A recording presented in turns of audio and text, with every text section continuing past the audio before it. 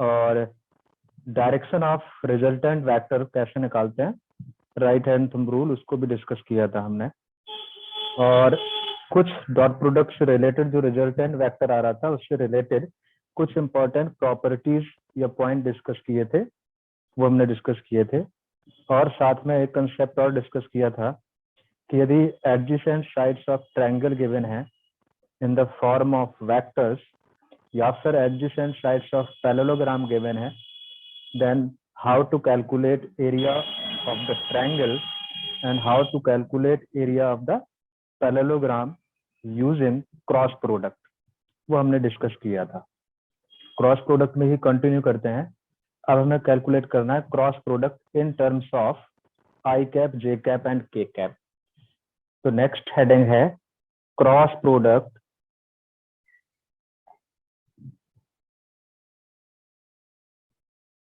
Cross या फिर vector product.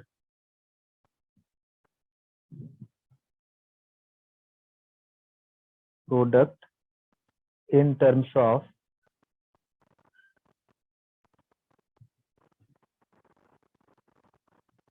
I cap, J cap and के कैप, जैसे हमने डॉट प्रोडक्ट डिस्कस किया था, सिमिलर मैनर में क्रॉस प्रोडक्ट भी डिस्कस करना है। गुड, देखते हैं एक एक करके। लेट्स से हमारे पास वैसे ही जैसे कोऑर्डिनेट सिस्टम था और जो स्टैंडर्ड यूनिट वेक्टर थे, पहले उनके बारे में थोड़ा डिस्कस कर लेते हैं। ये हमारे पास लेट्स से कोऑर्डिनेट सिस्टम है, ये X axis, Y axis and Z axis.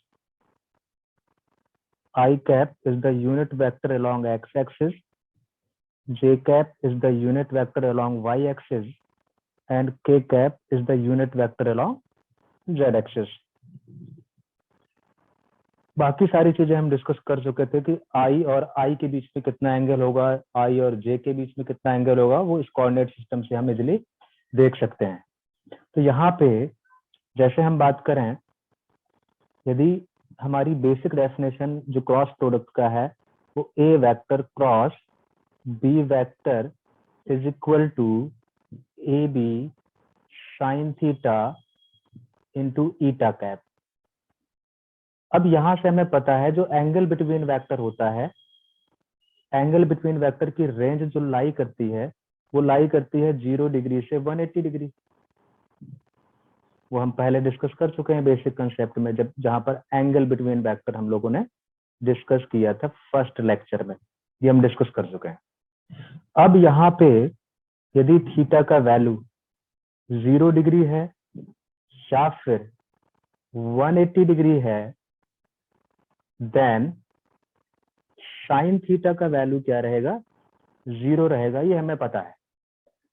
तो यहां से यदि ये कंडीशन है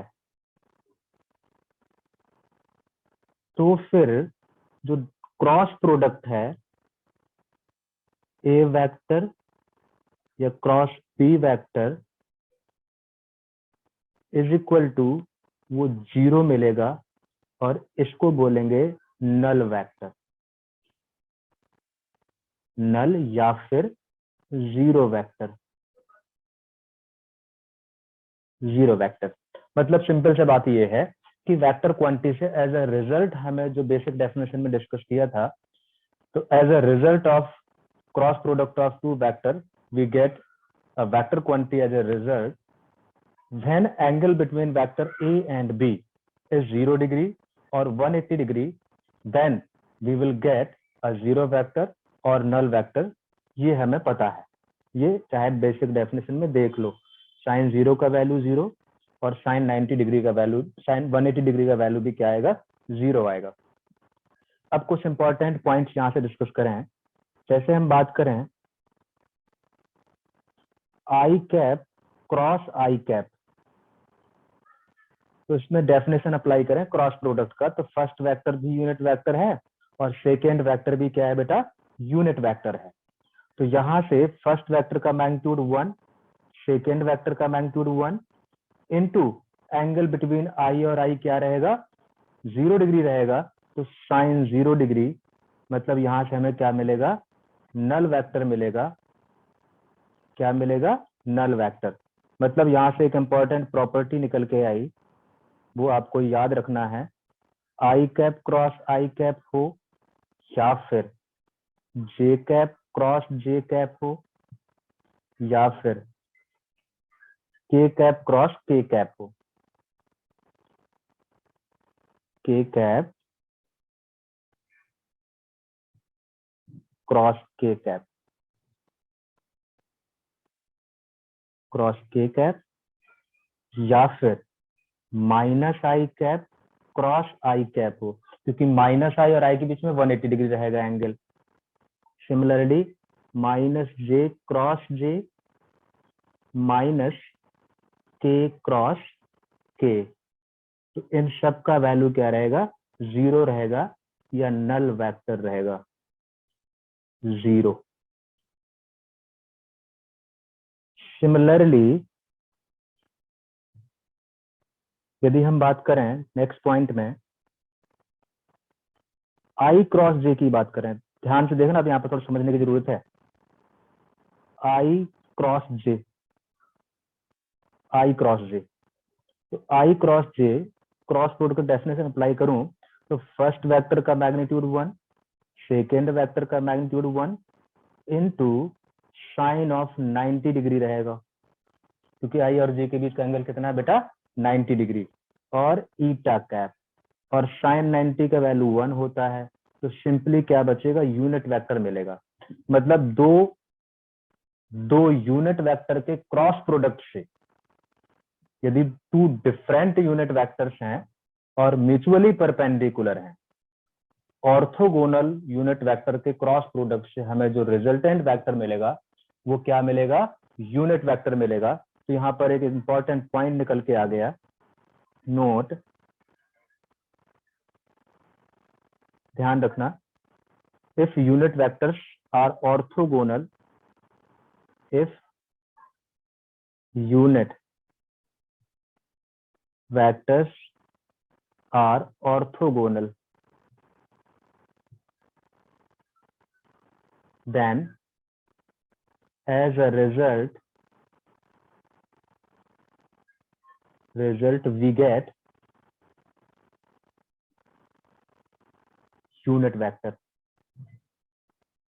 unit vector। एक मिनट बेटा, एक मिनट। हेलो हेलो,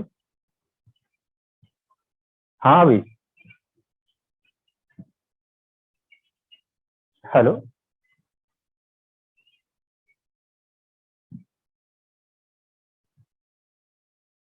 ठीक है, as a result we get unit vector. तो यहाँ से अब जरा इस, जहां पर जो हमने ये क्रॉस प्रोडक्ट निकाला है आई कैप क्रॉस जे कैप का, ये ईटा कैप लिखा है। अब यहाँ से गौर से देखो, ये सिचुएशन है क्या, ये जो सिचुएशन है ये आई और जे का क्रॉस प्रोडक्ट है। तो ये आई है और ये जे है और ये एंगल 90 डिग्री है। तो डायरेक्शन जब देखते हैं तो आई फर्स्ट वेक्टर की तरफ फिंगर रखते हैं राइट हैंड की, कर्व करते हैं टुवर्ड्स सेकेंड वेक्टर, तो जो थंब का डायरेक्शन आता है वो आता है यूनिट वेक्टर का डायरेक्शन या रिजल्टेंट वेक्टर का डायरेक्शन। तो यहाँ क्रॉस करूंगा तो थीटा भी इंक्लूड हो जाएगा, जो थंब जाएगा वो आउटसाइड द प्लेन आएगा, और आउटसाइड द प्लेन जो वेक्टर है वो जेड एक्सिस है, और उसके लॉन्ग का यूनिट वेक्टर है वो के कैप है। तो यहाँ से इसका रिजल्ट की बात करूं तो इसका रिजल्ट जो होगा वो होगा आई कैप क्रॉस जे कैप, वो आपका आ जाएगा के कैप के बराबर। तो एक पॉइंट ये निकल के आ गया। सिमिलरली देख लेना फिगर से, जे कैप क्रॉस के कैप करूं तो मिलेगा हमारे पास जे कैप क्रॉस आई जे, जे कैप क्रॉस के कैप, तो मिलेगा मुझे आई कैप, करके देख लो चाहे, और के कैप क्रॉस आई कैप करूं तो मिलेगा जे कैप। सिमिलरली यदि मैं करूं जे कैप क्रॉस आई कैप मैंने बोला था, जे कैप क्रॉस आई कैप तो मिलेगा माइनस के कैप। करके देख लो राइट हैंड थंब रूल से। के कैप क्रॉस जे कैप करूं तो मिलेगा माइनस आई कैप। करके देख लेना एक बार। और I cap cross J cap करूं then we get minus J cap. तो ये कुछ इंपॉर्टेंट प्रॉपर्टी है यूनिट वेक्टर के क्रॉस प्रोडक्ट की जो ऑर्थोगोनल है, वो हमें क्या होनी चाहिए, पता होनी चाहिए। क्योंकि यदि ये पता होंगी तभी हम एग्जैक्ट रिजल्ट कैलकुलेट कर पाएंगे या करेक्ट रिजल्ट कैलकुलेट कर पाएंगे। तो ध्यान देखो, इतना समझ में आ गया बेटा, यस और नो? Yes sir. गुड।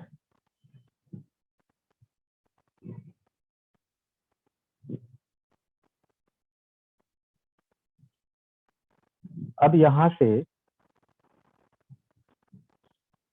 आ जाते हैं वेक्टर पे। then let there are two vector, a vector is equal to a1 i cap plus b1 j cap, फटाफट करते जाते हैं, plus c1 k cap। Vector b है a2 i cap plus b2 j cap plus c2 k cap। हमें निकालना है cross product. तो cross product का जो डेफिनेशन है वो है A vector cross B vector is equal to A B sine theta theta cap. तो ये हमें कैलकुलेट करना है। तो मैं कुछ नहीं कर रहा हूँ, बिल्कुल सिंपल सा है। जैसे क्रॉस प्रोडक्ट लिखा था, इसका वैल्यू यहाँ सब्स्टिट्यूट कर देता हूँ और बी का वैल्यू उठा के बी की जगह सब्स्टिट्यूट कर देता हूँ और बस यही कर रहा हूँ, उसको सिंप्लीफाई कर लूंगा। तो यहाँ से ए वेक्टर की जगह a1 i cap plus b1 j cap plus c1 k cap cross a2 i cap plus b2 j cap plus c2 k cap. Simplify करते हैं, जैसे हम मल्टीप्लाई करते थे वैसे ही करना है। दो ब्रैकेट को जैसे मल्टीप्लाई करते हैं ना, बिल्कुल वैसे ही करना है। तो पहले फर्स्ट टर्म को सबसे करूं सेकंड वाले ब्रैकेट से, तो a1 a2 और पहले यहाँ पर i आ रहा है और बाद में ये i है। तो अब दोनों i है तो कोई फर्क नहीं पड़ता, कोई पहले कोई बाद में लिखो। लेकिन जो पहले आता है वो पहले लिखते हैं, जो बाद में आता है उसे बाद में लिखते हैं।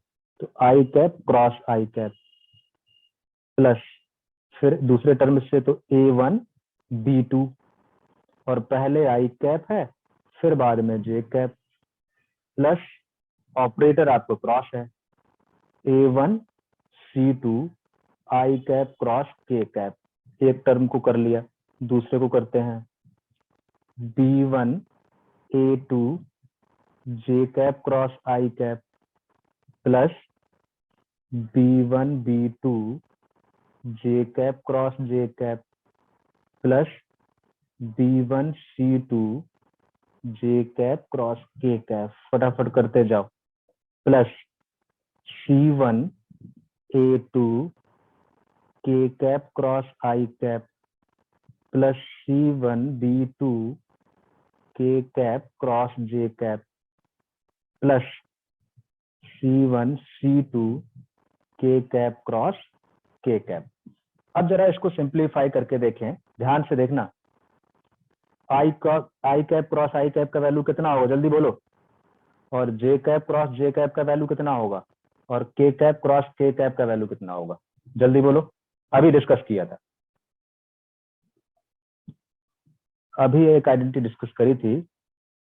आई कैप क्रॉस आई कैप हो, जे कैप क्रॉस जे कैप हो या के कैप क्रॉस के कैप हो, एंगल जब 0 है या 180 है तो 0 आता है। तो यहाँ पर इसका वैल्यू क्या हो जाएगा बेटा, 0, इसका वैल्यू 0, इसका वैल्यू 0। और I cap cross J cap किसके बराबर होगा, जल्दी बोलो। आई कैप क्रॉस जे कैप किसके बराबर होगा, अभी डिस्कस किया, के कैप। ये लिखी आइडेंटिटी ऊपर। तो ये होगा के कैप के बराबर। और आई कैप क्रॉस के कैप, तो आई कैप क्रॉस के कैप माइनस जे कैप के बराबर होगा। लिखते जाओ, माइनस जे कैप। और जे कैप क्रॉस आई कैप किसके बराबर होगा? ये होगा माइनस के कैप के बराबर होगा। और जे कैप क्रॉस के कैप आई कैप के बराबर होगा। और के कैप क्रॉस आई कैप किसके बराबर होगा? जे कैप के बराबर होगा। के कैप क्रॉस जे कैप किसके बराबर होगा? माइनस आई कैप के बराबर होगा। अब आई वाले टर्म एक साथ अरेंज कर लेते हैं, जे वाले एक साथ और के वाले एक साथ। तो इज इक्वल टू आई वाले देखते हैं। तो आई वाला हो गया एक पॉजिटिव वाला B1C2 माइनस C1B2, ये तो आई कैप वाले एक साथ लिख लिए, प्लस जे वाले देखें तो जे वाला पॉजिटिव वाला है C1A2, तो C1A2 और माइनस A2C1, ये तो जे कैप वाला हो गया, प्लस के कैप वाला देखें तो के कैप वाला हो गया A1B2 माइनस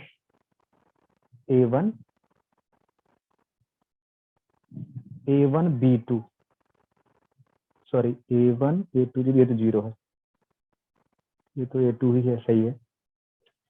और कौन सा है? के वाला A1B2, यहाँ पर गड़बड़ लिखा है A1B2 के कैप। तो ये आपका आ गया ए वेक्टर क्रॉस बी वेक्टर का रिजल्ट। बिल्कुल ध्यान से देख लो, कोई कंफ्यूजन है तो बता दो। अभी इसका शॉर्ट ट्रिक भी बता देता हूँ सॉल्व कैसे करते हैं, क्योंकि इतना लंबा वहां करने नहीं बैठोगे आप, तो इसका तरीका क्या होता है निकालने का वो भी डिस्कस कर लेंगे। इतना समझ में आ गया बेसिक? जल्दी बोलो यस और नो। हाँ सर। गुड। इसको सॉल्व करने का एक डायरेक्ट मेथड होता है, मैट्रिक्स मेथड इसे बोलते हैं। तो matrix method for calculation of cross product, तो एक मेथड डिस्कस कर लेते हैं, वही यूज करेंगे क्योंकि इतना लंबा करने के लिए हमारे पास टाइम नहीं रहेगा। तो matrix method for calculation of cross product,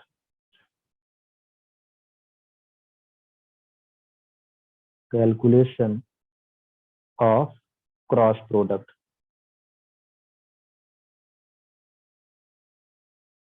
ध्यान से देखना, इसमें क्या करना होता है, हमें ए वेक्टर क्रॉस बी वेक्टर निकालना है।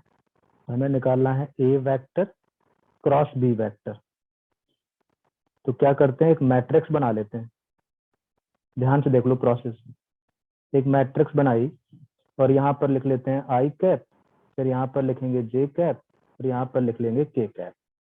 और जो पहला वेक्टर है वो ए वेक्टर है, तो पहले ए वेक्टर के आई का कोफिशिएंट, जे का कोफिशिएंट और के का कोफिशिएंट लिख लेंगे। तो यहाँ पर आई का कोफिशिएंट फर्स्ट वेक्टर का A1 है, ये B1 है और ये C1 है। बाद में बी वेक्टर सेकेंड वेक्टर है, तो बी वेक्टर के कोफिशिएंट लिख लेंगे। तो यहाँ पर A2, B2 और C2। अब क्या करेंगे, अब हमें रिजल्ट लिखना है। तो रिजल्ट लिखने के लिए बड़ा सिंपल सा है, यहाँ पर ब्रैकेट बना लेते हैं। ये ब्रैकेट आई कैप वाला कोफिशिएंट यहाँ लिख लेंगे, प्लस ब्रैकेट यहाँ पर जे कैप का कोफिशिएंट लिख लेंगे, प्लस ब्रैकेट यहाँ पर के कैप का कोफिशिएंट लिख लेंगे। अब यदि आई कैप का कोफिशिएंट लिखना है तो क्या करते हैं, आई वाले कॉलम को छोड़ देते हैं। आई वाले कॉलम को क्या कर देते हैं, छोड़ देते हैं। अब आई वाले कॉलम को हमने छोड़ दिया और जी और के वाला लिख लिया। तो for coefficient of I cap, एक बार देख लो ढंग से, for coefficient of I cap क्या करेंगे, किसको लिख लेते हैं, आई वाले छोड़ देते हैं, जे और के लिखते हैं। तो क्या हो जाएगा, B1C2 और B2 C2, यहाँ पर B1 C1। फिर क्या करते हैं, पहले इसको मल्टीप्लाई करते हैं और फिर सब्ट्रैक्ट करते हैं इसके मल्टीप्लिकेशन को। तो ये हो जाएगा आपका B1 C2 minus B2 C1। B2 C1 मतलब क्या करते हैं, पहले इसको फिर माइनस इसको। ऐसे ही जे का कोफिशिएंट लिखना है, तो for coefficient of J, for coefficient of J, ध्यान देना एक बार। तो फिर जे वाला कॉलम छोड़ देते हैं, तो क्या लिखूंगा, A1 C1 A2 C2। अब क्या करते हैं, ऑर्डर चेंज कर देते हैं। अब क्या करेंगे, पहले इसको और फिर माइनस इसको करेंगे। तो अब ऑर्डर चेंज कर दिया हमने, अल्टरनेट चलते हैं। तो पहले इसको फिर सेकेंड नंबर पे इसको। तो अब हो जाएगा A2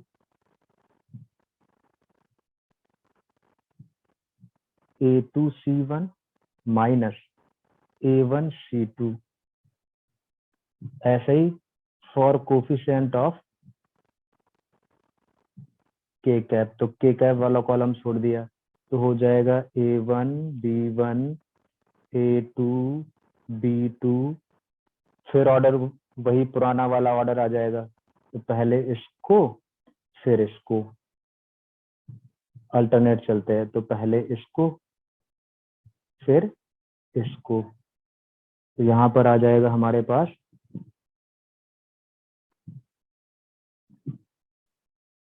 A1 B2 minus A2 B1। बस ये कोफिशिएंट आ गया, यहाँ पर रख दो। तो यहाँ पर B1 C2 minus B2 C1, यहाँ पर A2 C1 minus A1 C2, यहाँ पर A1 B2 minus A2 B1। Check कर लो, यही हमने पहले भी निकाला था। चाहे कि यहाँ से देख लो, बेसिक मेथड से भी हमने वही चीज देखी थी। एक बार चाहो तो देख लो, वेरीफाई कर लो, मैच करा लो, ये रिजल्ट और ये result. B1 C2 minus B2 C1, आई का coefficient A2 C1 minus A1 C2,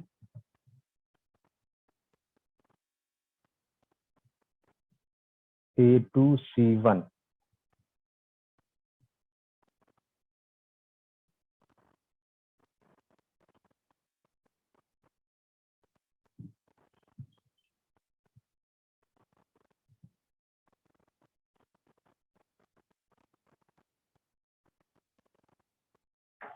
यहाँ पर गड़बड़ लिखा है, कोई बता भी नहीं रहा। A2 C1 A1 C2, और यहाँ पर लिखा है C1 A2। यहाँ पर जे का कोफिशिएंट एक बार चेक करो, और जे का कोफिशिएंट था आपका पॉजिटिव वाला A1 C1 A2, और जे का था A1 C2। यहाँ पर गड़बड़ लिखा है ना, ये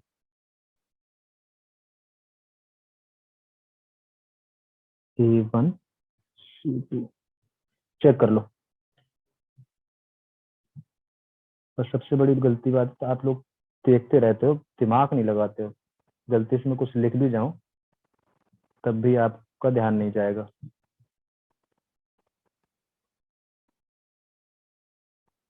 समझ में आया नहीं आया, जल्दी बोलो।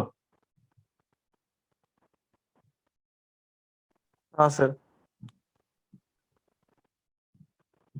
ध्यान रखो यार, जैसे मैं कुछ मिस्टेक कर जाता हूँ लिखने में, तो आपको बताना चाहिए। या तो फिर आप फोकस नहीं कर रहे हो, बस टाइम पास कर रहे हो। वो चीज नहीं करो यार, कितनी बार समझाया है तुम लोगों को।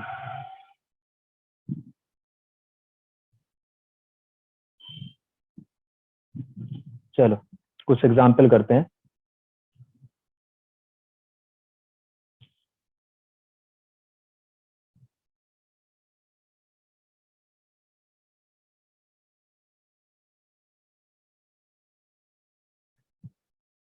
बिल्कुल सिंपल सा वेक्टर लेते हैं, जल्दी से करके बताओ। A vector is equal to 2i cap plus J cap plus K cap. Vector B is equal to minus I cap plus J cap plus 2k cap. A vector cross B vector find करना है। जल्दी से वही table बनाओ matrix, और जल्दी calculate करके बताओ, जल्दी करो। तो A vector cross B vector is equal to, table बना लेते हैं फटाफट।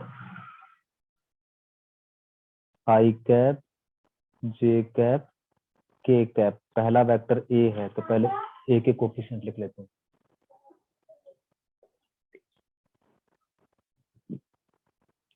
2 1 1 -1 1 2। तो यहाँ पर आई का कोफिशिएंट लिखेंगे प्लस जे का कोफिशिएंट लिखेंगे प्लस के का कोफिशिएंट लिखेंगे। तो आई के कोफिशिएंट के लिए कौन सा मल्टीप्लाई करेंगे, पहले इसको फिर माइनस इसको। तो 2 -1। जे के में जे का कॉलम छोड़ देंगे और ऑर्डर चेंज कर देंगे, तो -1 और -4। और के का वाला कॉलम छोड़ देंगे और ऑर्डर पहले जैसा रखेंगे, तो 2 और माइनस माइनस प्लस 2 + 1। 2 + 1 तो अल्टीमेटली आ जाएगा A vector cross B vector is equal to I cap -5 J cap और +3 के कैप। तो बिल्कुल ये सिंपल सा एग्जांपल है, कैसे करना है इस प्रोसेस को जरूर याद कर लेना, तभी आप क्रॉस प्रोडक्ट कैलकुलेट कर पाओगे।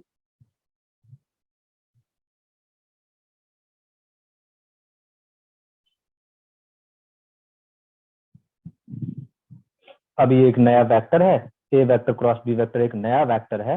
अब इसका जो भी कैलकुलेट करना चाहो, यूनिट वेक्टर कैलकुलेट कराना है तो यूनिट वेक्टर भी निकाल सकते हैं, इसका मैग्नीट्यूड भी निकाल सकते हैं, डायरेक्शन कोसाइन निकाल सकते हैं। वो तो सिंपली जो वेक्टर के लिए कर सकते हैं वो कर सकते हैं।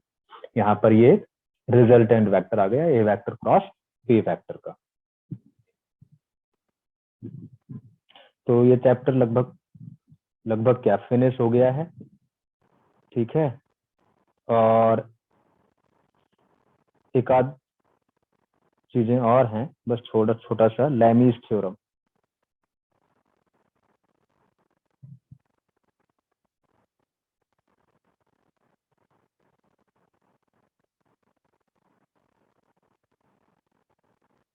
थ्योरम लैमीज थ्योरम का सिंपल सा स्टेटमेंट है कि इफ 3 फोर्सेस आर कोप्लेनर, पहला पॉइंट है, ये कंडीशन सेटिस्फाई होनी चाहिए। If 3 forces are acting, if first point है 3 फोर्सेस, 3 फोर्सेस मतलब vector, vectors are acting on one object,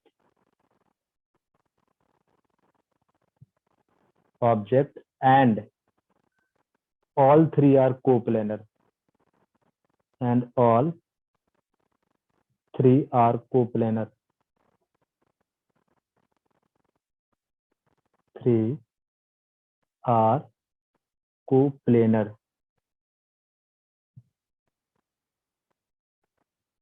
पहला पॉइंट। दूसरा पॉइंट है net resultant force acting on an object equal to 0। दूसरा पॉइंट है resultant of these three forces, resultant of these three forces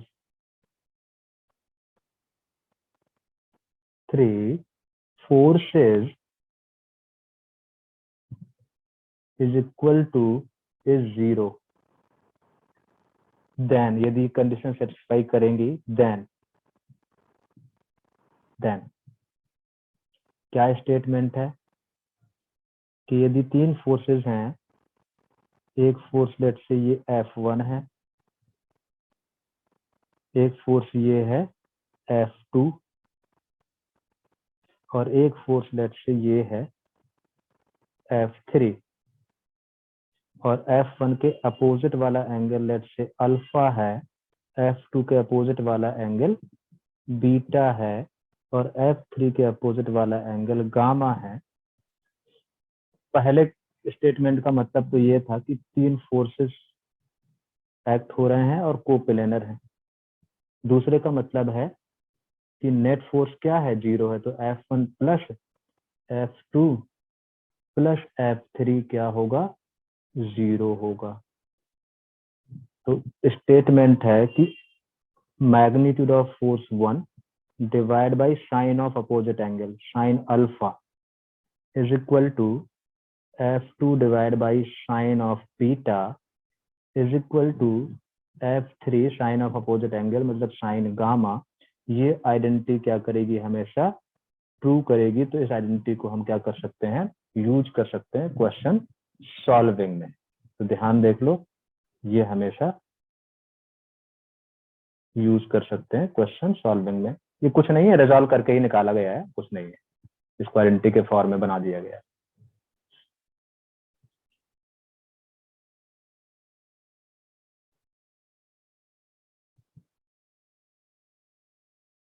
देख लो जल्दी से।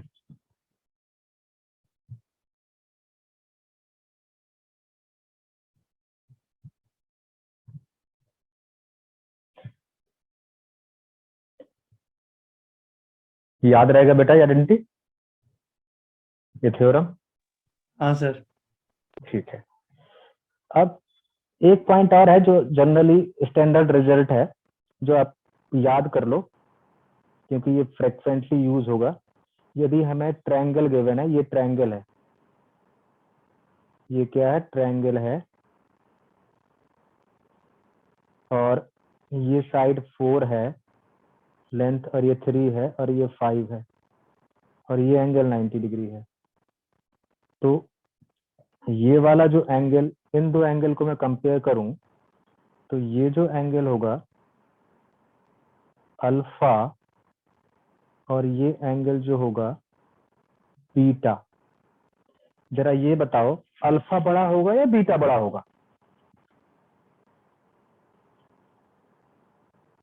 अरे इतना तो विजुलाइज कर ही सकते हो साइड की लेंथ के हिसाब से। अल्फा बड़ा होगा या बीटा बड़ा होगा?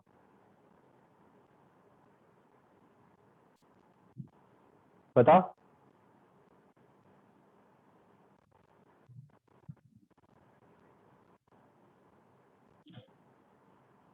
अरे ये वाली लेंथ बेटा ज्यादा है और ये लेंथ कम है, तो ये लेंथ ज्यादा है तो ये ज्यादा ऊपर उठा होगा ना, तो बीटा ज्यादा होगा। और अल्फा ज्यादा होगा, बीटा कम होगा। होगा नहीं होगा?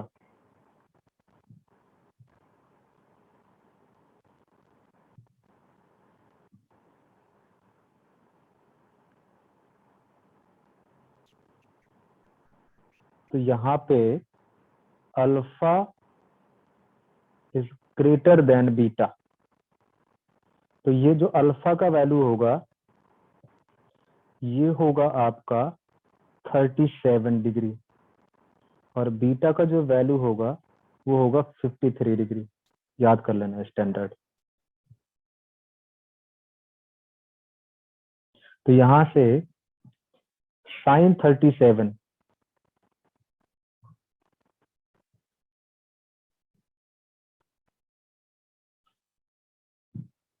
एक मिनट, एक मिनट।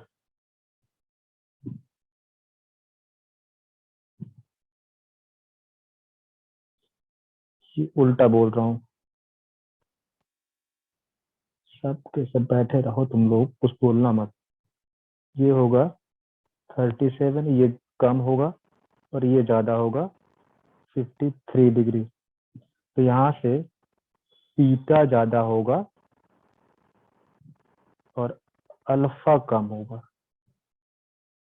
और यहाँ से साइन 53 डिग्री का वैल्यू परपेंडिकुलर अपॉन हाइपोटेन्यूज, मतलब 4/3 स्टैंडर्ड है, याद कर लो।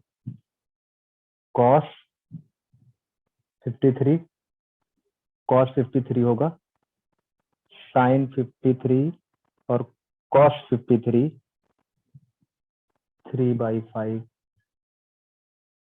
और tan 53 होगा 4/3। ऐसे ही साइन 37 होगा 3/5। देख लो ट्रायंगल में। सर और साइन 53 तो 4/5 होना चाहिए ना। हाँ, सॉरी सॉरी सॉरी, 4/5, सॉरी 4/5 ध्यान दे रहे हो उसका मतलब। कॉस 37 डिग्री वो होगा कितना, 4/5। और tan 37 डिग्री होगा 3/4। 3/4। तो ये स्टैंडर्ड है या याद कर लो, इसलिए मैंने यहाँ ट्रायंगल बना के दिखा दिया, क्योंकि बहुत फ्रिक्वेंटली यूज होगा ये 30 डिग्री और ये। ठीक,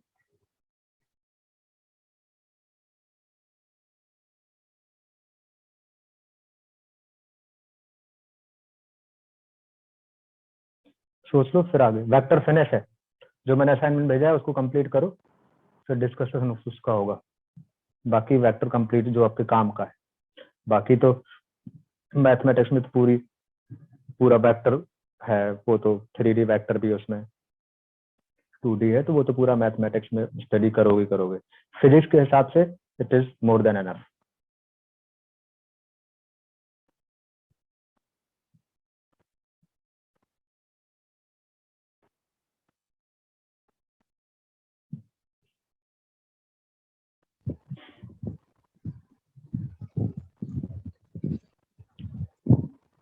समझ में आ गया? अब नेक्स्ट चलते हैं। ये तो वेक्टर हो गया। नेक्स्ट है बेसिक मैथ में ही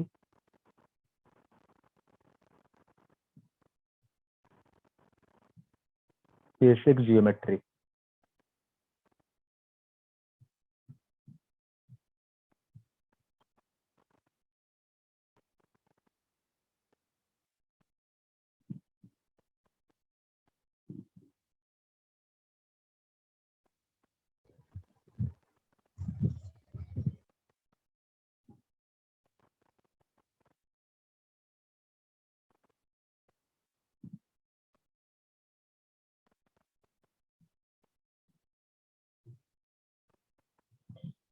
ठीक, बेसिक ज्योमेट्री में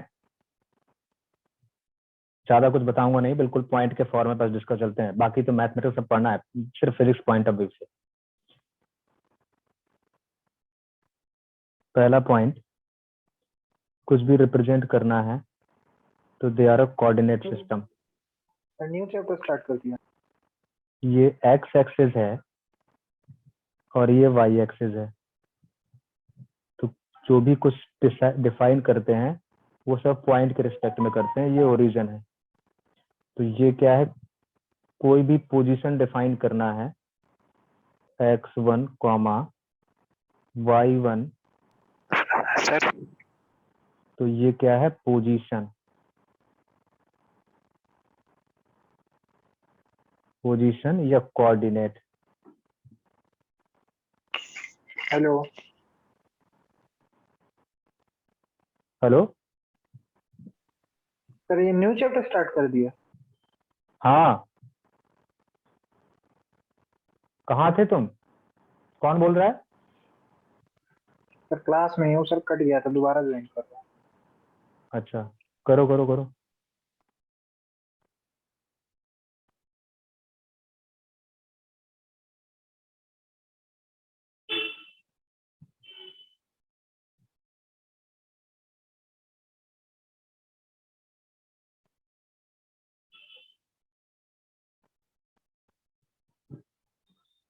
पोजीशन या कोऑर्डिनेट।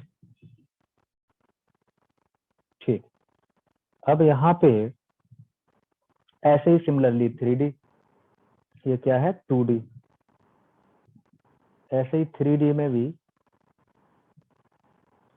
3 एक्सेस अभी देखा था, वेक्टर में देख रहे थे, X axis, Y axis, Z axis, तो उसमें 3 कोऑर्डिनेट हो जाएंगे बेटा, x1, y1, z1। तो ये इसका क्या है, इस पार्टिकल का पोजीशन या कोऑर्डिनेट। तो टर्म बिल्कुल क्लियर होनी चाहिए, पोजीशन का मतलब या कोऑर्डिनेट का मतलब क्या होता है, एक ही मतलब है, पोजीशन या फिर कोऑर्डिनेट। पोजीशन या फिर कोऑर्डिनेट। अब पहली बात ये समझो कि अब ये वेरिएबल मैथमेटिक्स में तो जनरली एक्सिस सिस्टम को एक्स वाई जेड से रिप्रेजेंट करते हैं, फिजिक्स में कुछ भी हो सकता है, टाइम हो सकता है, एक एक्सेस एक्स हो सकती है, मतलब एक टाइम हो सकता है, दूसरी एक्सेस वेलोसिटी हो सकती है, या एक एक्सेस प्रेशर हो सकता है, दूसरा एक्सेस वॉल्यूम हो सकता है, थर्ड एक्सेस टेम्परेचर हो सकता है। वो अपने रिक्वायरमेंट के हिसाब से ये एक्सेस के नाम चेंज होते रहेंगे। बाकी एक्सेस सिस्टम यही है, एक 2D एक्सेस सिस्टम है, एक 3D एक्सेस सिस्टम है। तो किसी भी पोजीशन को रिप्रेजेंट करना है या कोऑर्डिनेट को रिप्रेजेंट करना है तो हवा में नहीं बोल सकते, हवा में ऐसे नहीं बोल सकते कि इस पोजीशन के कोऑर्डिनेट जो है, या ये पोजीशन 1, 2, 3 है, या ये पोजीशन के कोऑर्डिनेट 3, 4, 6 है, ऐसे हवा में नहीं बोल सकते। मतलब पोजीशन या कोऑर्डिनेट डिफाइन करना है, पोजीशन या कोऑर्डिनेट डिफाइन करना है तो सबसे पहले हमें किसकी जरूरत पड़ेगी, हमें रेफरेंस फ्रेम की जरूरत पड़ेगी, जिसको हम कोऑर्डिनेट सिस्टम बोलते हैं। तो जब तक हमारे पास कोऑर्डिनेट सिस्टम नहीं है तब तक हम किसी भी पोजीशन को या किसी भी रेफरेंस को डिफाइन नहीं कर सकते। मान लेते हैं यदि मैं बोलूं कि इस पेड़ की हाइट जो है, इस पेड़ की हाइट 10 मीटर है, तो पेड़ की हाइट 10 मीटर है, तो वो कहाँ से 10 मीटर है, ग्राउंड से 10 मीटर है, या ग्राउंड से थोड़ा ऊपर चले जाएं वहां से 10 मीटर है, कहाँ से 10 मीटर, मतलब हमें वो इनिशियल पॉइंट डिफाइन करना पड़ेगा, मतलब इनिशियल रेफरेंस पॉइंट डिफाइन करना पड़ेगा, तभी हम बोल पाएंगे कि इसकी हाइट 10 मीटर है। यदि आपकी हाइट बोल रहे हैं 10 मीटर है, तो ग्राउंड पे खड़े हो तो ग्राउंड से आपके सर तक की हाइट क्या है, 10 मीटर है। आप किसी टेबल में खड़े हो, अब बोला जाए आपकी हाइट 20 मीटर है, तो कहाँ से, ग्राउंड से 20 मीटर है। यदि टेबल से बोला जाए तो 10 मीटर है। तो बेसिकली बेसिक कंसेप्ट ये है कि यदि किसी भी पोजीशन को डिफाइन करना है या कोऑर्डिनेट को डिफाइन करना है तो हमें रेफरेंस फ्रेम की जरूरत पड़ती है। हमें किसकी जरूरत पड़ती है, रेफरेंस फ्रेम की जरूरत पड़ती है। बिना रेफरेंस फ्रेम के हम कोऑर्डिनेट या पॉइंट या पोजीशन डिफाइन नहीं कर सकते। तो पहला पॉइंट इंपॉर्टेंट निकल के आया कि for defining position, for defining position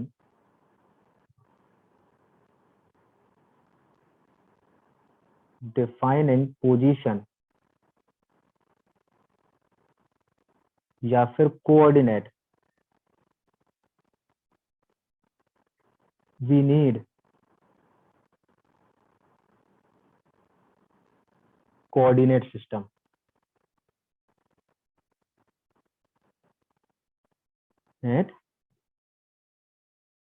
system, और कोऑर्डिनेट सिस्टम 2D हो सकता है और 3D भी हो सकता है, वो डिपेंड करेगा कि आप कौन सा कोऑर्डिनेट सिस्टम यूज कर रहे हो या कितने कोऑर्डिनेट है। 2D भी हो सकता है, 3D हो सकता है। And all 3 axis are mutually perpendicular and cyclic. अच्छा, और कोऑर्डिनेट सिस्टम में सारे मेजरमेंट कहाँ से होते हैं, सारे मेजरमेंट कहाँ से होते हैं, ओरिजिन से होते हैं। तो ये क्या है, ओरिजिन है। तो all measurement are with respect to origin, all measurements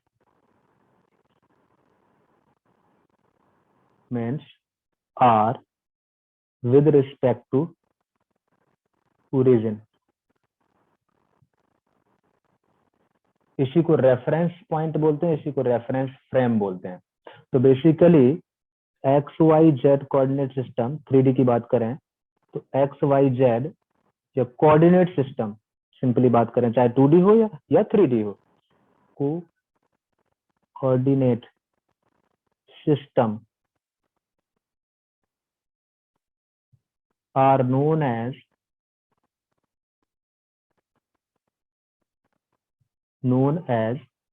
reference frame.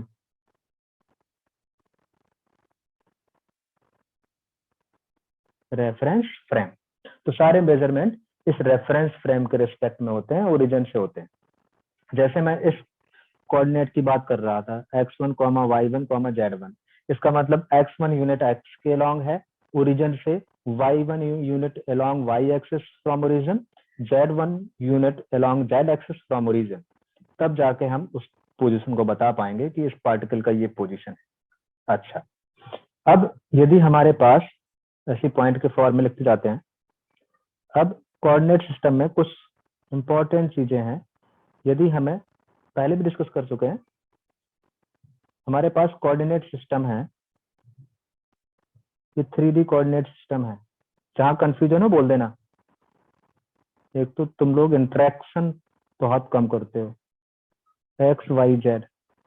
अब हमारे पास ये पॉइंट है, ये जो है ये x1, y1, z1 पहले भी डिस्कस कर चुका हूं।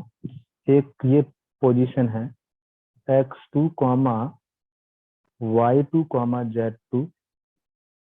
तो डिस्टेंस फॉर्मूला से यदि ये पॉइंट A है, ये पॉइंट B है, तो डिस्टेंस फॉर्मूला क्या है? Distance formula.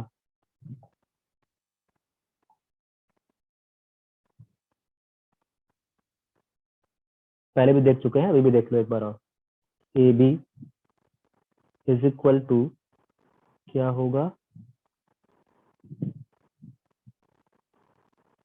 x2 minus x1 square plus, याद करना है, y2 minus y1 square plus z2 minus z1 square. अच्छा, और जो डिस्टेंस है, distance can not be negative, क्योंकि ये लेंथ रिप्रेजेंट करता है। ये क्या रिप्रेजेंट करता है? लेंथ। तो distance can not be negative, distance can't be negative because it represent length। तो ये वैल्यू कभी भी नेगेटिव नहीं होगी, ये ग्रेटर देन इक्वल टू 0 रहेगी। तो ये भी पता होना चाहिए आपको। अच्छा, अब यदि मुझे कोऑर्डिनेट पता है तो इक्वेशन ऑफ लाइन कैसे लिखनी है, वो सारी चीजें पता होना चाहिए।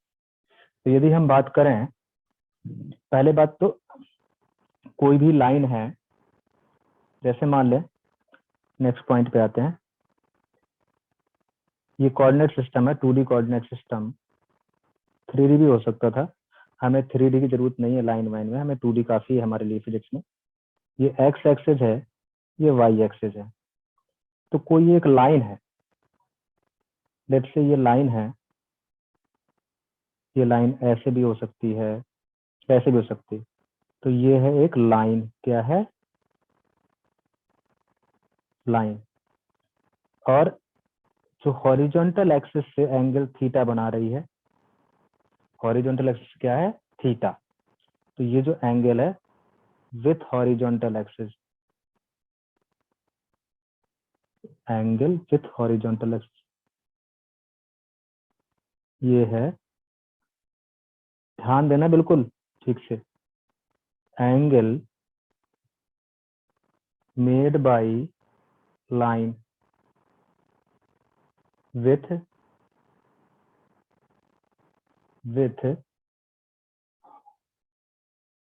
Horizontal axis.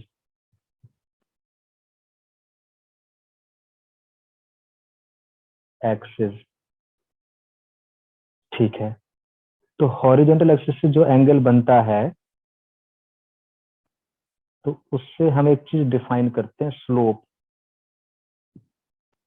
Slope of line वो होता है tan थीटा।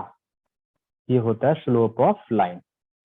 और थीटा जो है वो इसी एंगल की बात कर रहे हैं जो एंगल ये हमने डिफाइन किया है, ये वही एंगल होता है।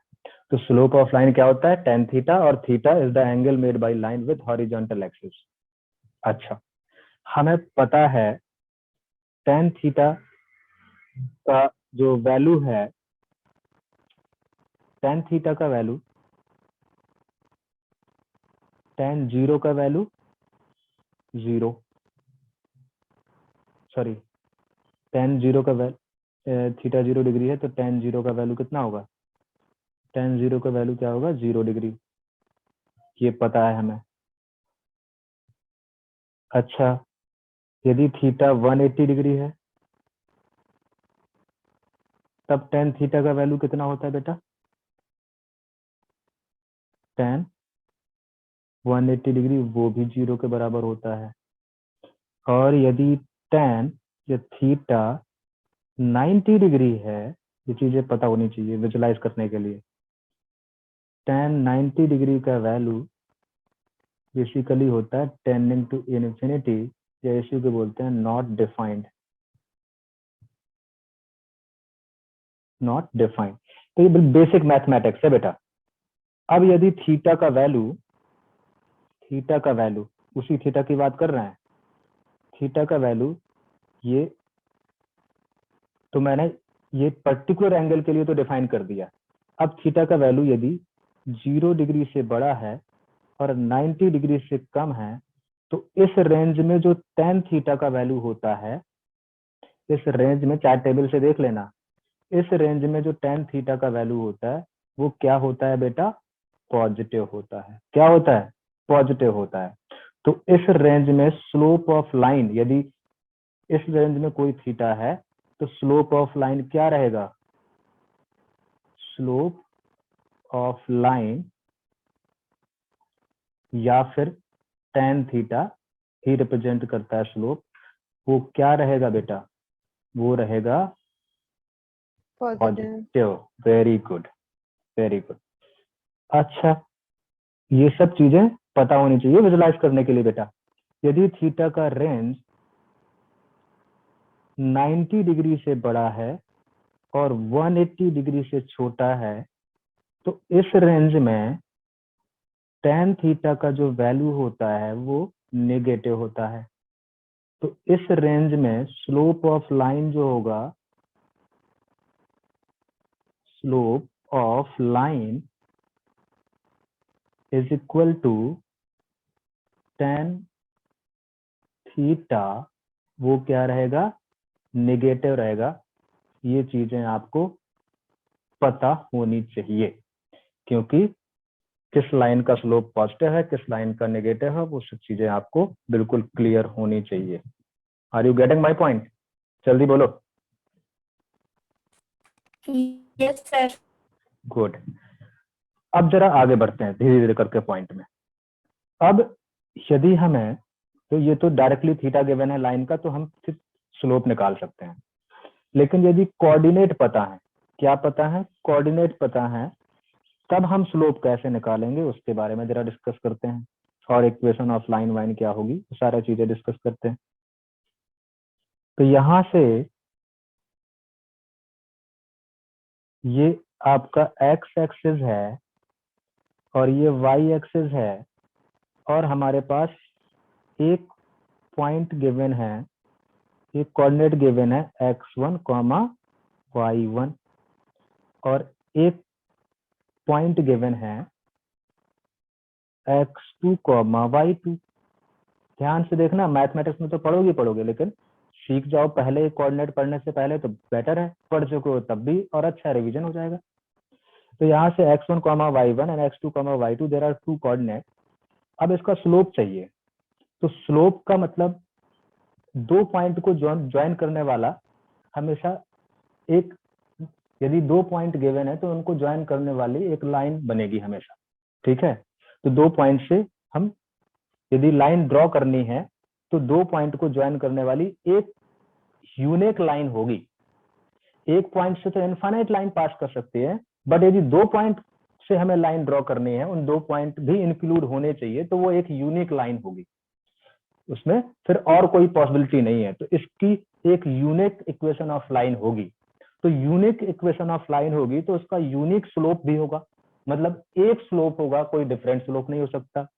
एक लाइन से तो इनफाइनाइट लाइन पास हो सकती है, बट 2 पॉइंट्स को इंक्लूड करते हुए कोई लाइन बनानी है तो एक यूनिक लाइन होगी, तो उसका स्लोप भी क्या होगा, एक ही होगा, और वो लाइन भी क्या होगी, एक ही होगी। पहली बात तो ये। तो अब यहां पर यदि इसको गौर से देखें, ये यदि बात करूं तो इसके कोऑर्डिनेट x1, y1 है, और इसका इक्वेशन जो होगा, लाइन बनेगी, वो कुछ ये लाइन होगी, ये लाइन। ध्यान से देखना, कोई भी ऐसे मैंने जनरल पॉइंट लिए हैं। अब यहां पे ये जो लेंथ है, ये लेंथ है x1, और यहां तक का लेंथ है x2।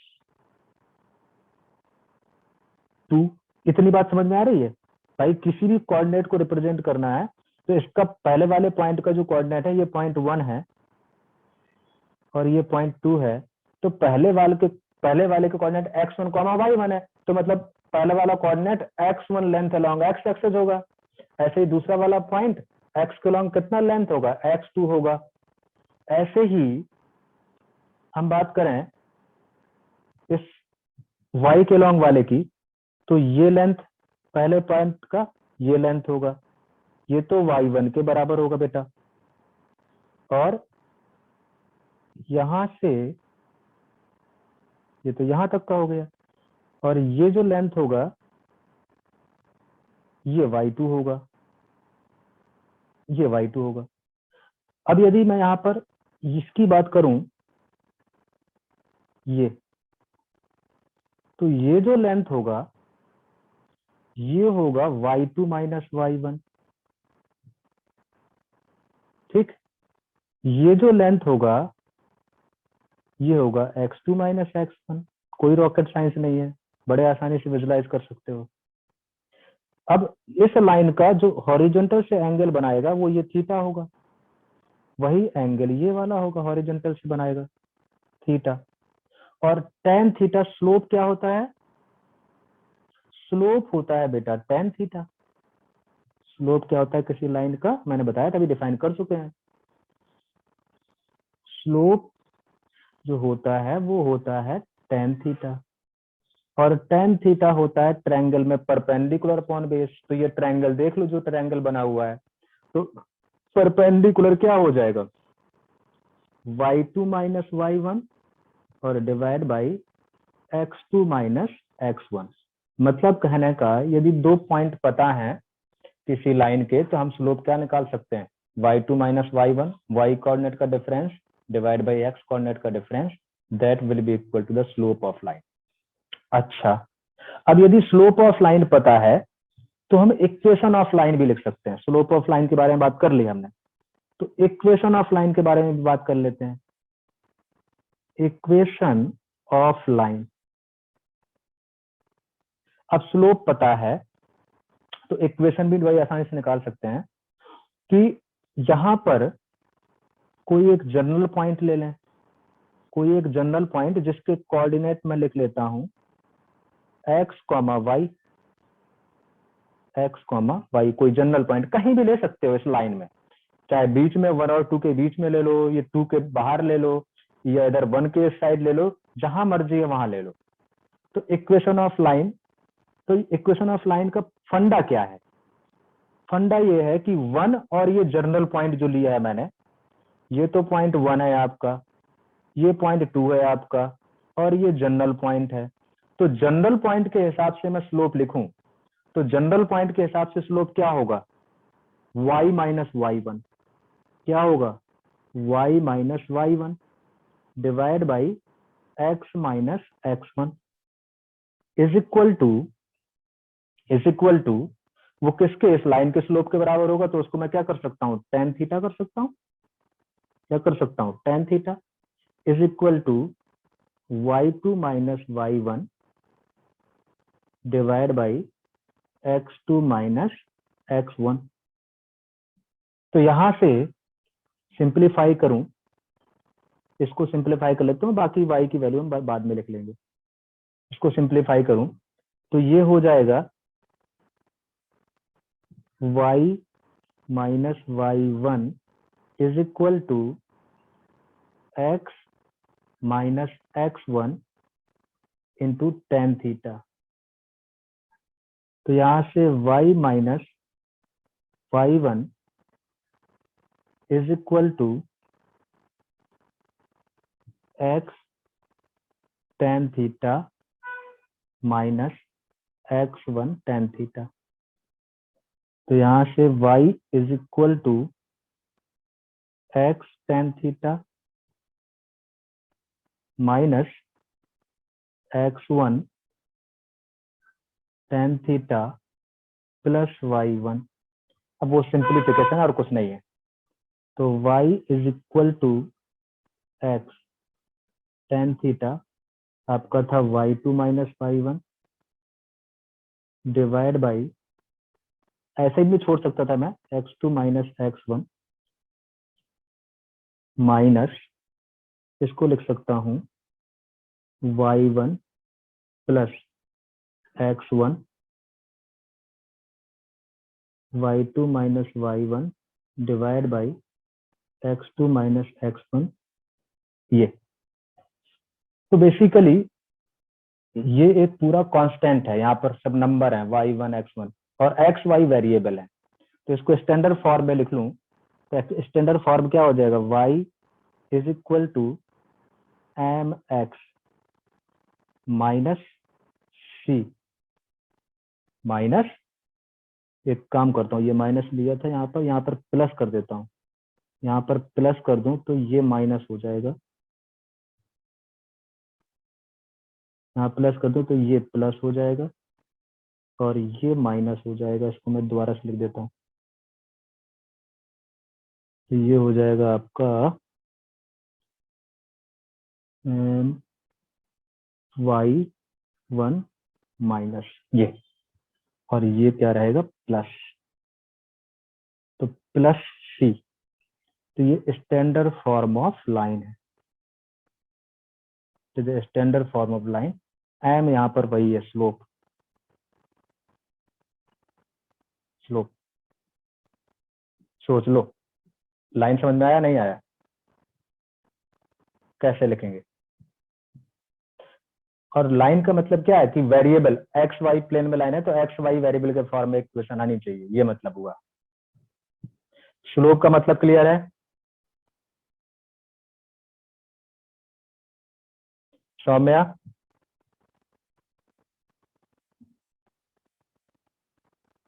Yes sir. क्लियर है बेटा, यस सर। ठीक है। अब यहाँ पे तो ये स्टैंडर्ड फॉर्म है, आप किसी भी इक्वेशन लिख सकते हो, बाकी कहानी तो मैं बहुत सुना सकता हूँ लाइन में, लेकिन उसकी जरूरत नहीं है। तो इक्वेशन ऑफ लाइन लिखना है तो ये आसानी से ऐसे लिख सकते हैं। बाकी इसी के ओरिजिन से पास करेगी तो एक कोऑर्डिनेट क्या हो जाएगा 0,0, तो उसके हिसाब से भी लाइन लिख सकते हैं। तो ओरिजिन से पास करती है तब इक्वेशन क्या बनती है वो डायरेक्ट लिख लो, यदि line passing through origin, line passing through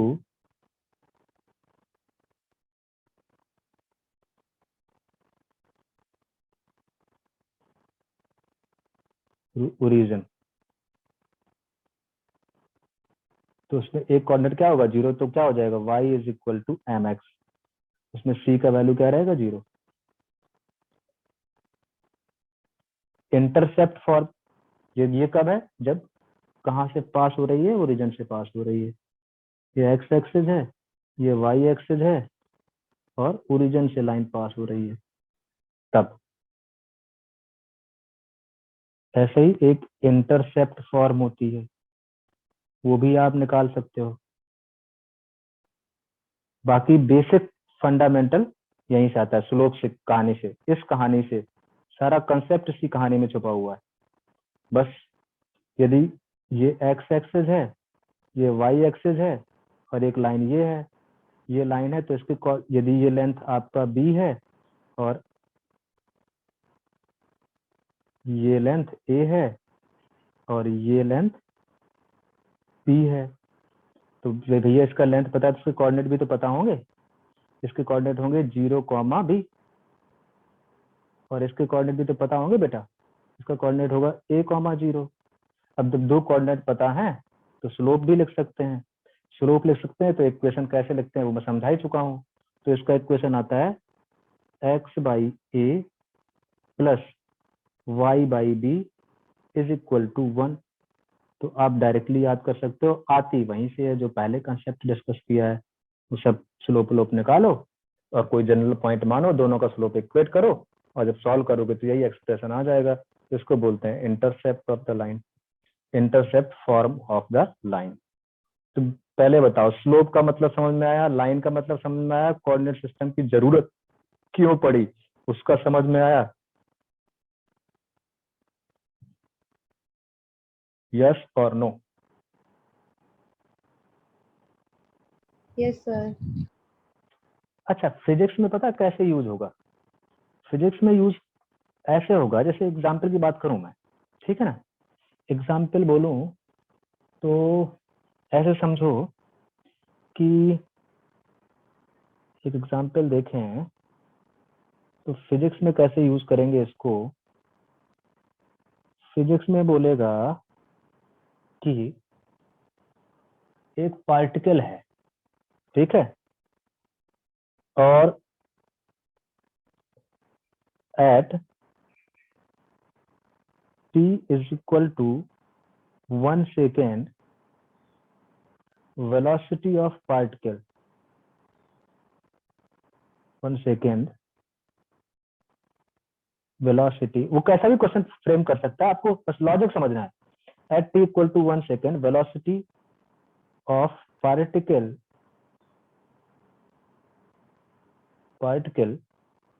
is 5 meter per second and at t is equal to 3 second velocity of particle is velocity of particle is 4 metre पर सेकेंड। कैसे भी डिजाइन कर सकता है, मैं समझाने की कोशिश कर रहा हूँ। 4 मीटर पर second if velocity of particle varies linearly with time, if velocity of particle varies linearly with time,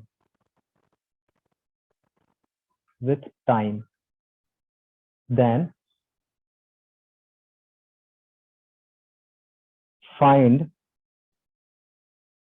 velocity of particle, then find velocity as a function of time, as a function of time। ध्यान से सुनना, question को कैसे समझना है, as a function of time. यहाँ पर कुछ चीजें हैं, इसका मतलब पहली बात तो velocity as a function of time.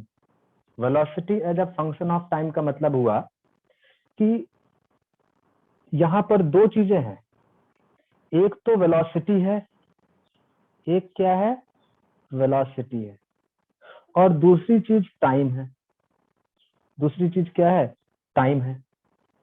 मतलब जैसे यहाँ पर मैंने x और y में रिलेशन निकाली थी, तो यहाँ पर जो वेरिएबल है वो वेलोसिटी और टाइम, दो वेरिएबल है, x y नहीं है। क्या वेरिएबल है, x y वेरिएबल है। सॉरी यहाँ पर वेरिएबल क्या है इस क्वेश्चन में, जैसे वहां लाइन के लिए क्या थे वेरिएबल, यहाँ पर मैं एक्स वाई के रेस्पेक्ट में सारी बातें कर रहा था, यहाँ पर क्वेश्चन में हमने वेरिएबल चुना, एक्स की जगह कुछ डिफरेंट हो जाएगा, वाई की जगह कुछ डिफरेंट हो जाएगा। तो यहाँ पर जो वेरिएबल है इस क्वेश्चन में वो वेलोसिटी और टाइम है। तो यहाँ पर पहले बात तो क्वेश्चन देख के ये देखना है कि ये एक्सप्रेशन किस में आना चाहिए, तो ये आना चाहिए velocity as a function of time. जैसे यहाँ पर बात करूं तो ये इक्वेशन लिखी है हमारी, यहाँ पर y as a function of x लिखा हुआ है, बाकी m और c तो कांस्टेंट है। यहाँ भी y as a function of x लिखा है, मतलब x चेंज होगा तो y चेंज होगा, m तो स्लोप है उसका, वो तो कांस्टेंट है। यहाँ भी y as a function of x लिखा हुआ है, y as a function of x लिखा हुआ है। तो यहाँ पर बेसिकली वेलोसिटी किस पर डिपेंड कर रही है, टाइम पर, ठीक है, मतलब टाइम चेंज होगा तो वेलोसिटी चेंज होगी।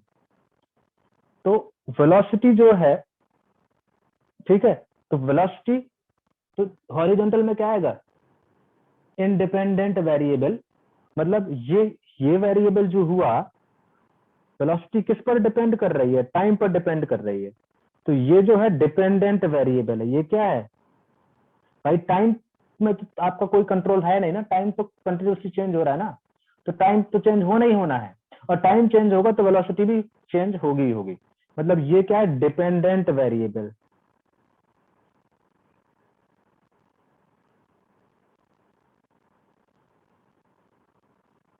डिपेंडेंट वेरिएबल, और जो टाइम है वो इंडिपेंडेंट वेरिएबल है।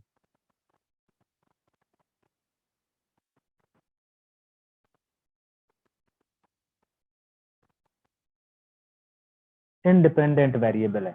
अच्छा, तो जो डिपेंडेंट वेरिएबल होता है, अब इनकी, अब दूसरा यहां से और क्या चीजें समझ में आई, एक तो ये समझ में आया कि कौन से दो वेरिएबल हैं।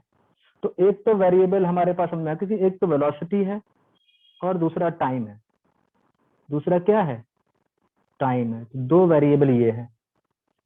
और इसमें डिपेंडेंट कौन है और इंडिपेंडेंट कौन है, इंडिपेंडेंट टाइम है, क्योंकि टाइम पे हमारा कोई कंट्रोल है नहीं, टाइम तो कंटिन्यूसली मतलब बढ़ ही रहा है, और टाइम चेंज होगा तो वेलोसिटी भी क्या होगी, चेंज होगी, पहली बात। दूसरी, तो दो वेरिएबल डिसाइड हो गए, और कौन सा डिपेंडेंट वेरिएबल है, कौन सा इंडिपेंडेंट वेरिएबल है। तीसरी बात यहाँ पर हमें जो दिख रही है, मैं क्वेश्चन को समझने की प्रोसेस समझा रहा हूँ, मतलब जो एक थॉट कैसे जनरेट होंगे क्वेश्चन की पे, क्वेश्चन पढ़ के कैसे अंडरस्टैंड करना है, कैसे क्वेश्चन से हमें आउटपुट निकालना है, वो एक प्रोसेस है, वो बहुत प्रैक्टिस आती है। अब यहाँ पर बोला है कि velocity of particle varies linearly, एक लाइन यहाँ पर समझना है, लीनियरली वेरी कर रहा है, मतलब एक बात और क्लियर होके आई कि यहाँ पे जो वेलोसिटी और टाइम में कोई भी यदि मैथमेटिकल रिलेशन होगा, भाई हमें निकालना क्या है, velocity as a function of time, मतलब एक ऐसा रिलेशन निकालना है वेलोसिटी का जो टाइम के साथ कैसे वेरी कर रही है, वो रिलेशन चाहिए, ठीक है। मतलब उस एक्सप्रेशन में मैं टाइम का वैल्यू रखूं तो करस्पॉन्डिंग वैल्यू ऑफ वेलोसिटी मिल जाए। तो वेरीज लीनियरली, मतलब एक बात यहाँ से और क्लियर हो गई कि जो वेलोसिटी और टाइम में रिलेशन आएगा वो कैसा आएगा, लीनियर आना चाहिए, क्योंकि उसने बोल दिया क्वेश्चन में कि लीनियरली वेरी कर रहा है। तो रिलेशन जो होगा वेलोसिटी और टाइम में, वो कैसा होगा, इक्वेशन ऑफ लाइन के फॉर्म में होगा। तो रिलेशन बिटवीन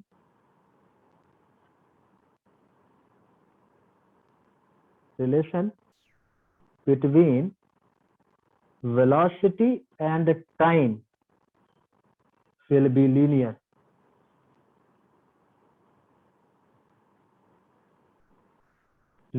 पहली बात, एक पॉइंट ये समझ में आया हमें, तो यहाँ पर हमें दो तीन चीजें समझी कि कौन कौन से वेरिएबल हैं, कौन सा डिपेंडेंट है, कौन सा इंडिपेंडेंट है, और ये देखा कि किस तरीके का रिलेशन वो चाह रहा है, डिमांड कर रहा है, तो लीनियर रिलेशन चाह रहा है यहाँ पे।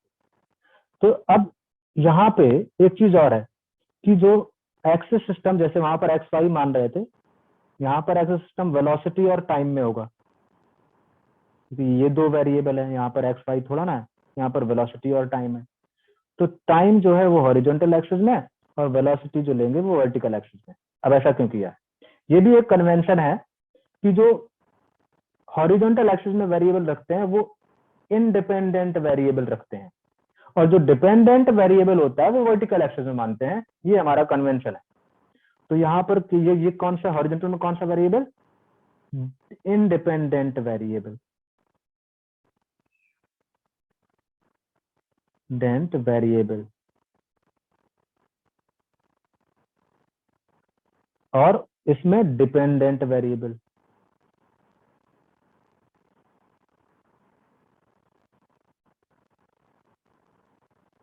अच्छा, अब उसने बोला है कि t इक्वल टू 0 पे, t इक्वल टू 1 सेकेंड पे क्या है? वेलोसिटी है 5। तो मेरे पास एक कोऑर्डिनेट हो गया, एक कोऑर्डिनेट क्या हो गया? जैसे x और y एक्सिस होती थी तो पहले x कोऑर्डिनेट लिखते थे हॉरिजॉन्टल वाला, फिर वर्टिकल वाला। तो पहला कोऑर्डिनेट जो हमारे पास हो गया वो क्या हो गया? टाइम। टाइम मतलब हॉरिजॉन्टल मतलब x। तो पहला कोऑर्डिनेट ये x1 और कॉमा y1। तो y1 क्या हो गया? वेलोसिटी। वेलोसिटी कितनी है? 5। तो ये पहला कोऑर्डिनेट हो गया। और दूसरा कोऑर्डिनेट क्या हो गया? भाई पहला कोऑर्डिनेट के लिए पहली इंफॉर्मेशन क्या दी है उसने कि t इक्वल टू 1 सेकेंड पे, तो ये x कोऑर्डिनेट है, टाइम हॉरिजॉन्टल में है तो x कोऑर्डिनेट है, x के से कंपेयर करेंगे। और जो वेलोसिटी है वो 5 मीटर पर सेकेंड है, तो वेलोसिटी किससे कंपेयर होगी? y से कंपेयर होगी। तो उसका y कोऑर्डिनेट क्या हो गया? 5। अच्छा, दूसरा उसने बोला 3 सेकेंड पे, मतलब अब x कोऑर्डिनेट कंपेयर कर रहे हैं हॉरिजॉन्टल वाला, तो 3 सेकेंड है जब, तो वेलोसिटी कितनी है? 4। तो y कोऑर्डिनेट कितना है? 4। तो हमें 2 कोऑर्डिनेट मिल गए। पहले बेटा ये बताओ यार, इतना समझ में आया कि नहीं आया? क्योंकि काफी टाइम दे रहा हूं मैं समझाने के लिए, क्योंकि ये बहुत जरूरी है क्वेश्चन सॉल्व करने के लिए। जल्दी बोलो, ये समझ में आया कि नहीं आया?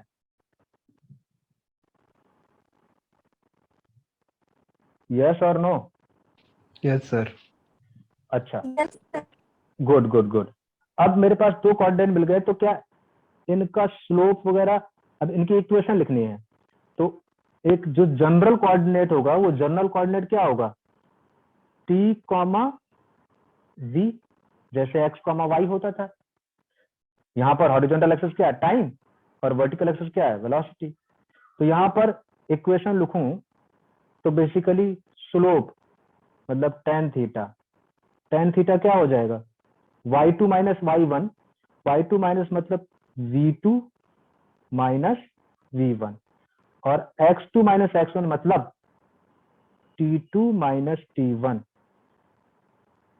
t2 माइनस t1 मतलब ये फर्स्ट कोऑर्डिनेट है, ये सेकंड कोऑर्डिनेट है, और ये जनरल। अच्छा, जनरल कोऑर्डिनेट के हिसाब से बात करूं तो कोई भी यूज कर सकते हो आप।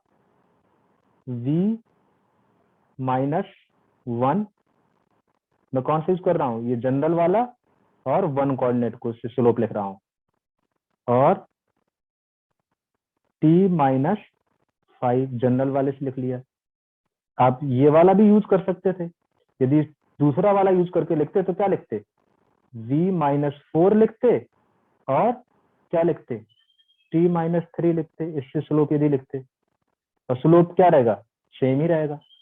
तो अब इक्वेशन लिखने के लिए चाहे ये वाला यूज कर लो रिलेशन, या फिर ये यूज कर लो, कोई भी यूज कर लो, इक्वेशन दोनों सेम आएगी।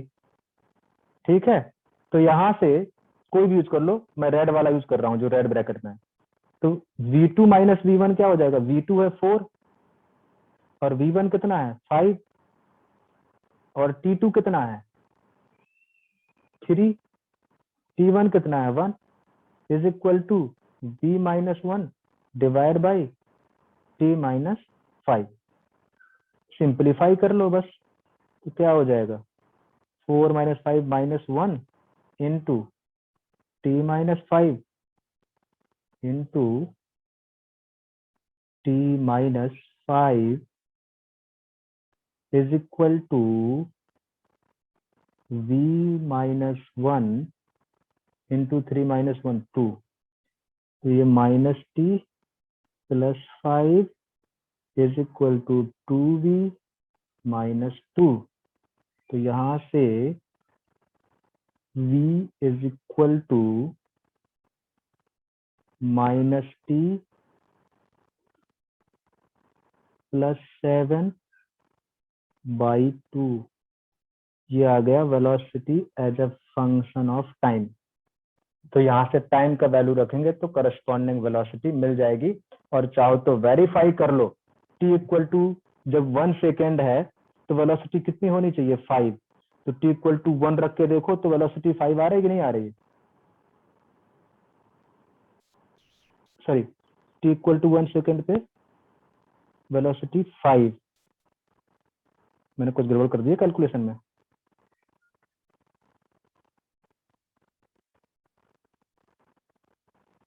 ओहो, सही तो किया था। t इक्वल टू 1 रखूंगा तो 6 3 आ जाएगा। तो t इक्वल टू 1 सेकेंड पे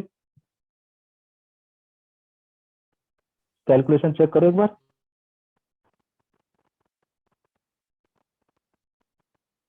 1 पे 5 है और 3 पे 4 है, तो 4,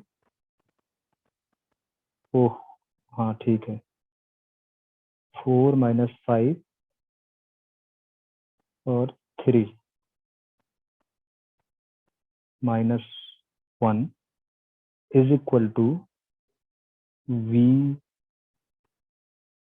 ओहो, v माइनस 5। सब के सब बैठ रहते हैं, कसम से कोई नहीं बताता। ये मैंने गड़बड़ लिख दिया है, मतलब यहाँ पे ये v y कोऑर्डिनेट है, तो यहाँ पर 5 आएगा और यहाँ पर नीचे 1 आएगा। और यदि इससे लिखूं तो v माइनस, ये सही लिखा था, ठीक है ना? तो 4, ये हो जाएगा v माइनस 5 डिवाइड बाई, कोई बताता नहीं है यार, सब बैठे रहते हैं, क्या फायदा है इसमें। यहाँ -1 into t minus 1 is equal to, अब जल्दबाजी में यदि मैंने कुछ गलत लिख दिया है तो ये हो जाएगा आपका minus t plus 1 is equal to 2v minus 10, यहाँ से 2v is equal to minus t plus 11, यहाँ से v is equal to minus t plus 11 divide by 2। Verify कर लो, t इक्वल टू 0 पर 5 आना चाहिए, आ रहा है कि नहीं आ रहा है? और t इक्वल टू 3 सेकेंड पे 4 आना चाहिए, चेक कर लो वेरीफाई हो रहा है कि नहीं हो रहा।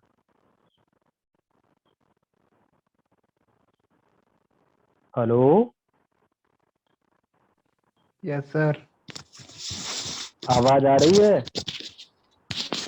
सर मेरा नेट खत्म हो गया सर। शाबाश। सर 6 क्लास कर रहा हूँ, कहाँ से बचेगा? ब्लैक हो गई स्क्रीन सर।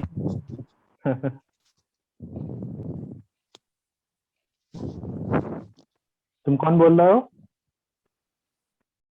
नाम बताओ। अनिकेत बोल रहा था? कौन बोल रहा था? सर फिर क्लास कट गया, देखिए। हेलो। हाँ, नेट पूरा खत्म हो गया, क्या करें? तेरा भी खत्म हो गया। चलो ठीक है, तो रिकॉर्डिंग देख लेना, यदि आगे पढ़ाता हूँ तो रिकॉर्डिंग देख लेना। ठीक है सर।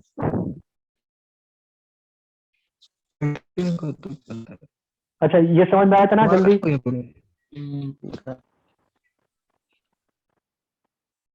उदित,